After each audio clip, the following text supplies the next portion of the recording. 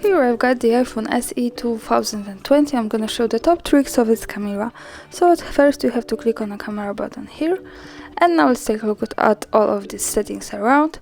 We start with this button on the left corner, so here we can easily change the flash, so we can turn it off and turn it on by just one tap. And now let's move to this button here in the right corner. We can also turn it on the live photos here and turn off. I'm going to show you how it works. So I'm going to turn it on and I'm going to take a picture now. And now we go here to the preview, and as you can see we have a picture, and by tapping a little bit longer this live icon here, we can see that it gives us a short clip. So here we can check our photo in motion. And now let's take a look at these settings here. So here we get access to more advanced settings appear to here.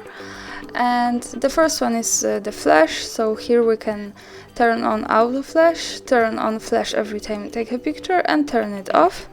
And also here we have more advanced settings about live photos, so we can turn it off, turn it on, and also turn on auto live photos, so it recognizes when the live photo is possible to do. And now we go to this settings button here. So here we can change the ratio of our picture, as you can see, square, 4:3, and 60:9. So this one gives us a full screen resolution of the picture. I'm going to stay on this. And the next one here is the camera timer, so we can change the delay of taking picture for 3 or 10 seconds. I'm going to pick 3 seconds to show you how it works. And now I'm going to take a picture. And as you can see, the picture was taken with 3 seconds delay. I'm going to turn it off now. The next one here are the filters, so here we can make our picture more beautiful before we take it. And as you can see, this is the pretty wide spectrum of it. We can use this slider to pick whatever we need. And now let's take a look at the exposure compensation. By tapping on the camera screen like that, we can, and going up and down, we can make our picture more bright or more dark as we need. And also by using 2 fingers, we get access to the zoom. This is how it all works. And I'm going to close these settings.